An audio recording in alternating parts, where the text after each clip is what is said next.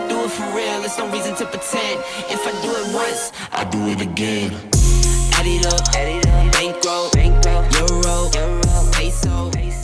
Hello and welcome back to the channel. It's April the 1st today and it officially is spring marathon season. They very much kick off at the weekend and they're one every weekend up until the end of the month. So if this is you, if you are in your taper period or you're a couple of days out from your actual goal race, this is a really useful video where I share a few tips on how to approach the race day and how you can have the best day and hopefully bring home a big, massive, shiny new personal best. So let's get straight into it with my best tips. So tip number one is trust your training. Many months have passed. It takes a lot of commitment to run a marathon, to train for a marathon, and also exceed at the marathon itself. Whether you've done 70% of the work, 80% of the work, or even more, that's great because you are in for a really good day. Just remember, the marathon is the victory lap. There's going to be tons and tons of people cheering your name. I recommend you print your name onto your running vest or t-shirt, or if you're running for a charity, make sure you have your name visible, because trust me, those people around the course will literally drag you over that finish line, and it is one of those feelings where you just don't experience that on your own. Whichever type of training you've done, you just do not get that. Race day is really, really special. Trusting your training, understand that this is your training, this is what you've done, this is how you've best prepared for this race, and there's nothing more you can do, there's nothing more you can gain, whether you're in the last few days of your taper or whether you're starting your taper. Anything that you do now is basically hay in the barn. If you do too much, you're then at risk of not being fully prepared, and if you do too little, then you potentially are undercooked.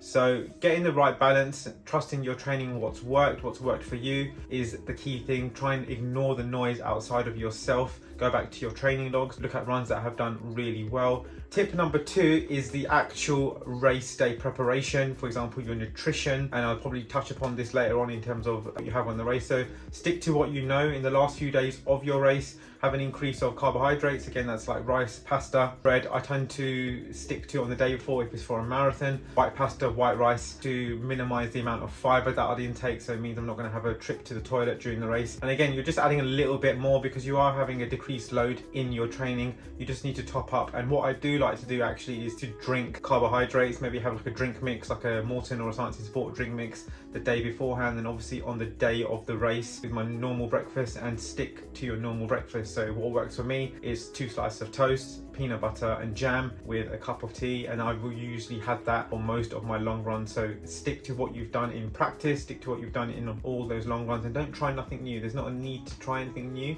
It's unnecessary for you to do that. If you are traveling away to a broad race or a hotel, take everything you need to, or pop into the shops beforehand just to get yourself prepared. Plan it ahead so you don't have no surprises come race morning. So the next tip is pacing. Know your pace before you're actually going to head off for your race. What's worked well for your training? What have you done into your training? What does your training indicate? If you're trying to run, say, a sub 3 marathon, you know that you need to hit 4:15 a k, 6:52 a mile, and you need to try and hold that for the best part of the race. That's well and good, but it's about sticking to it, having discipline, having control, and working out if you're going to run this alone, where you're going to go to the pace group, meet a group of friends, or if you're running in a small group, what is your preparation going into the actual race and how you're going to execute it. The best races are run either even split or negative split. Very, very hard to do, but when they do happen, it's probably one of the best feelings and the biggest endorphin rush that you can get on an actual race day experience. Have a plan A, have a plan B, have a plan C for your goals. A goal being the ultimate, B goals being something that you'd settle for underneath, and just work your way into it during the race. There's many things that can go wrong in a race, there's many things that can go right in a race, where you end up seeing where you actually are. And it's okay if you don't hit your plan A, you can always reassess and go for B and C, or just get yourself to the finish, which is probably plan Z in my eyes. Constantly assessing yourself and your race on the course. Another tip for pacing is have your watch set up so that you've got lap time and your average pace, which can go out the window for the race because your GPS isn't always going to be accurate. One thing that I would do is write down the splits onto my hand, so maybe 5, 10, 15, 20k, something which is easy for you to digest. And as soon as you hit those splits on the actual course, just have a look at your watch, see where you are, or you can also print off a pace band, or you can even write them on your hand, whichever works for you best. The GPS on the day is actually going to throw you because it's going to measure most likely a little bit more. So just go by the clock when you step over the line, because the chip will be measuring you and you only, and go from there with your watch and just have lap time set up so you know what each lap is, whether it's a mile or kilometer, and it gives you an idea on where you are when you go under the balloons or the clocks for each and every mile. Another thing with pacing is to know the course. Look at where any dips and climbs are on the race, whether it's a flat race where you can pick up the pace. Have a quick look at the elevation profile and understand where and how the course is set up, so you know and you don't have any surprises on the actual race day itself. That's the biggest thing, especially if you're doing something like Boston, or if you're doing any other flatter races like Rotterdam. You know that it's a completely flat course or it's a completely hilly course. Next tip is kit. Nothing new on race day. Everyone says it, everyone knows it, so don't do it. If you've got a pair of shoes that you really want to wear, I do hope you've worn them in training before, at least get a long run in them, at least maybe a potential speed run where you know what your marathon pace is or your half marathon pace, and go with them. You don't need to have the colorway for the day, you don't need to have the fanciest shoes or you bought at the expo or whatever. Just get out of that rabbit hole and just go with what works for you on the day. Have no surprises. Make sure you tape up your nipples for the men and women.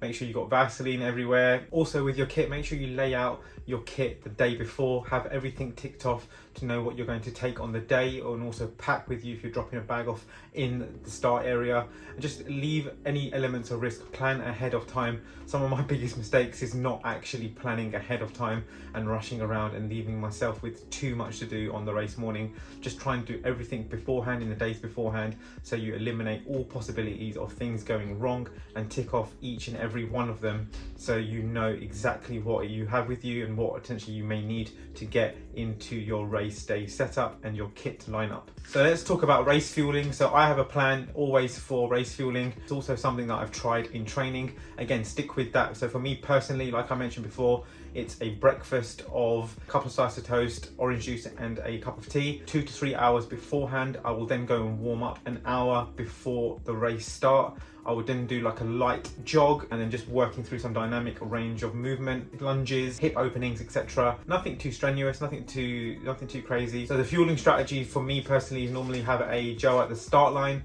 and then every 6K afterwards take a gel. I would normally start with a couple of these, so 6 and 12, have a normal one of these, and then I will take one of the caffeine gels, either this or another brand, at around 18K, just before halfway, and then have another one of these at 24, and then at 30K take my last caffeine gel for that last extra push for the last 10K. Again, I'm trying to run as even to negative as possible, and having these planned out knows I've got something to focus on in terms of not only from a nutritional point of view, but from a pacing point of view. I kind of work out my race based on, I know I'm running 5K blocks because I've broken down the race in 5Ks. I also know that every 6th kilometer I have something to look forward to. So kind of mentally switches your mind away from the actual monotonous potentially of the long distance, and it gives you something to focus on. Small milestones in the marathon win. You really can break up the race by doing and keeping your mind occupied away from the pace. Once you lock into a pace, it should be fairly comfortable for you to hold. So then you've got these things just to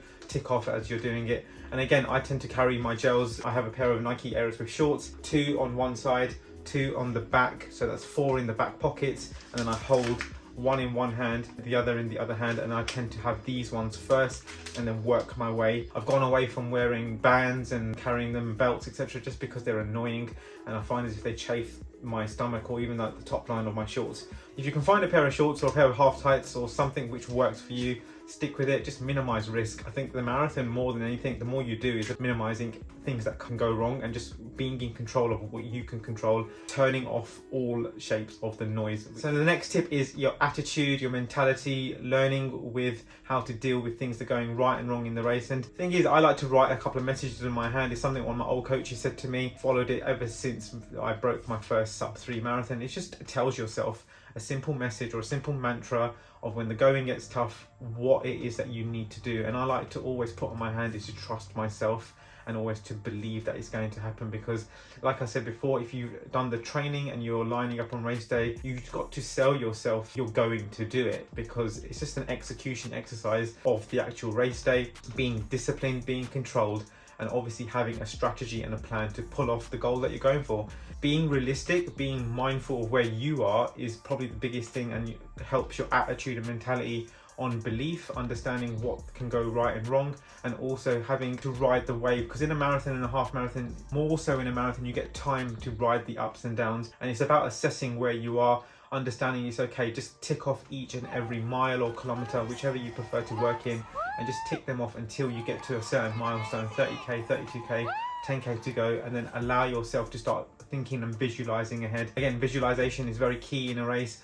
How you want to finish, a smile on your face, smile along the course, smile to people if you can, concentrate on what you're doing, but also try to tell yourself that you are ready for this, and have that self-belief that you are ready to hit and get a new shiny personal best. And the final tip, overriding all of them, is to go out and simply enjoy the day. These things don't happen often. If you're running it for the first time, if you're going to run your first race abroad for the first time, try and soak it all in. It is an experience. There's not a feeling like it. For example, for me, when you run a marathon and you have a really good day, it can be a make or break in your training. It can also give you the biggest confidence boost in the world. So try and enjoy it, soak it all in, try and enjoy the race day experience, because we train a lot on our own or in small groups, but the race day is something that you can collectively come together for your friends and your family, and for yourself if it's gone really well. So smile throughout the race. Kipchoge does it, I try to do it, so hopefully you can do it too, and hopefully you can have a really good race day experience. Those are some tips to help you in your marathon coming up. If you hope it goes really well, let me know down below what you have coming up in the near future, and